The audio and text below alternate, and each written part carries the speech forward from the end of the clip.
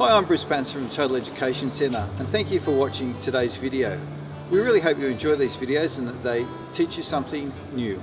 If they do, please give us a like down below on the button and let us know. If you have any questions, don't forget you can contact us through the channel or through the website.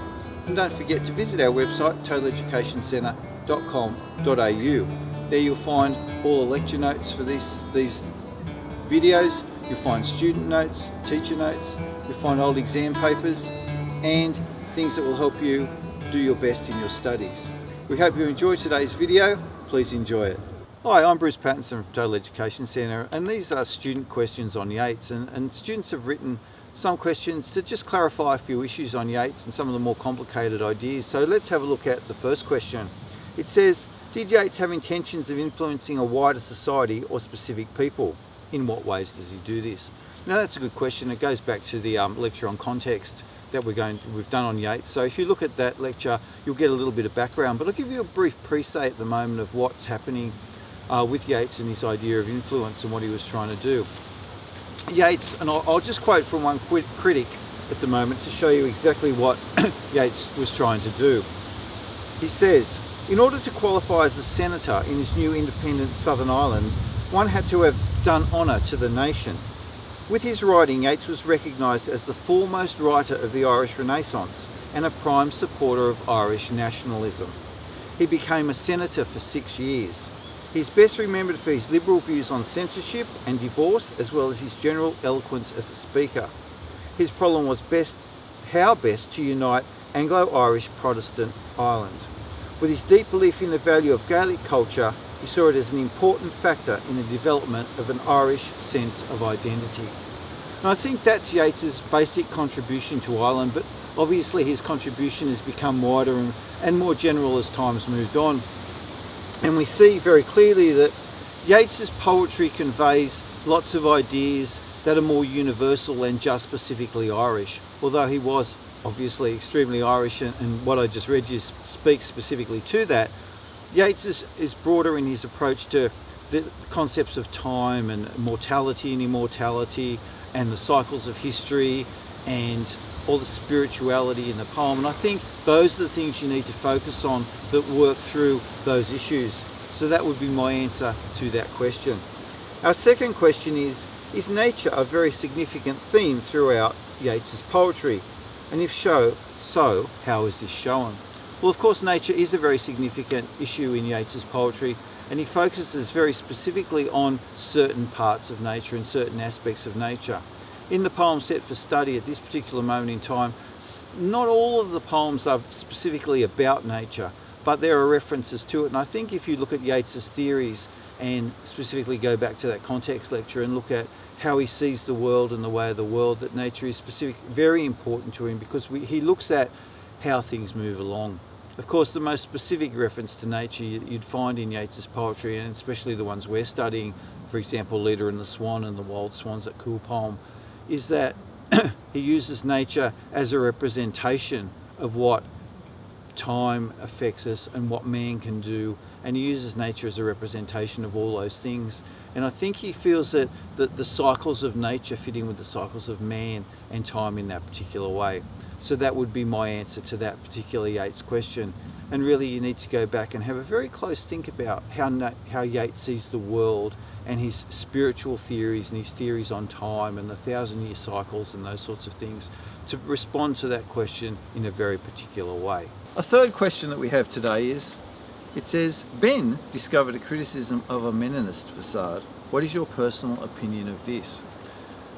When you look at critics on the internet, you have to be very, very careful of what you read and how you read it. Don't accept anything at face value and judge each one in particular with reference to the poem. There are some very strange interpretations of Yeats that you'll find on the internet, and some of them come from very particular points of view. And I'd just like to read you what you're supposed to do in the critical study to a certain extent, and we'll talk a little bit more about that in another lecture. What you're required to do is engage personally with each set poem for study, analysing each poem in depth in order to develop an understanding of that poem. You can make reference to and opinions on critical readings, That enables you to make an evaluation regarding how the text has been read in the past, received and valued by others. But more particularly, what the board wants you to do, and what I'm asking you to do, is formulate your own opinions. You might take different things from different critics and take those and analyse those and use those in your own personal interpretation. And I think it's that sense of personal interpretation that's so important in this critical study. You'll find, and if you look at the teacher notes that I've prepared for you, or the student notes with the links in them that you can find on our website, you'll find there are many critics of Yeats and many different interpretations. The usual lots are there, the feminist, the Marxist, and all those sorts of basic interpretations. But you need to think very carefully about how they're for a particular moment in time and may not be as relevant today as they have been in the past. Be critical of what you read, think very carefully about what you read, and use only the bits that you think you can support with close reference to the text. Remember, we're always going back to the poems and formulating our opinions based on what you think the poem says.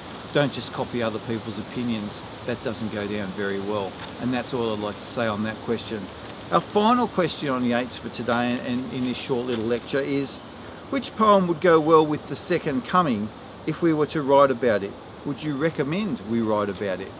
I always recommend that, and I suppose again it's another cliche, that you write about the poems that you think best. Now in your exam you may be given a poem to write about and you won't have any choice at all. There's nothing particularly different or better or more effective about the Second Coming than any other of the Yeats poems set for study. For those of you that don't have the background though, I'll just quickly look at Second Coming, the background of Second Coming, and ask how that relates to the other poems. So if you do want to talk about Second Coming, you can talk about that in a particular way. This poem was written after Yeats was married and when he was formulating his theory of the guise and his cyclical view of history. This poem depicts Yeats' idea of the history of civilization and man's incarnations as a microcosm, cosmic being, coming in 2,000-year cycles or 1,000-year cycles or whatever. His philosophy links with the 28 phases of the lunar month, with the growth, maturity and decline of civilizations, as well as the incarnations of the soul. In this poem, Yeats looks at those different cycles of history, and we'll see that if we link our ideas through the concept of time, it's very easy to link Second Coming to any one of the Yeats poems in particular, because each one talks about time in a particular way. Leda and the Swan, which we'll do a specific lecture on, is of course about those cycles of time and how one act and one moment in time affects great histories. In School Children, he looks at the idea of the scarecrow. In the Swans poems, he looks at the cycle of the swans and how they seem the same but they change over time. So any of the poems in particular you could talk about and relate to Second Coming with great moments in history and all those sorts of features. Easter 1916 could be linked to that concept very clearly. I think Yeats holistically has those ideas we talked about also in the earlier questions, and that sense of Irish nationalism, and you could link many of the ideas in the poems with that sense of Irish nationalism and how he left that legacy of greatness in that Irish sense and Irish tradition. But don't forget, he also has those other things that he talks about, the more universal themes that are inherent in each of the poems. Well, that's all we have time for today in this very short lecture on questions of Yeats. If you have any more specific questions on Yeats, please contact us through the channel, and we're only too happy to help you with anything that you need. Thanks for listening, and goodbye.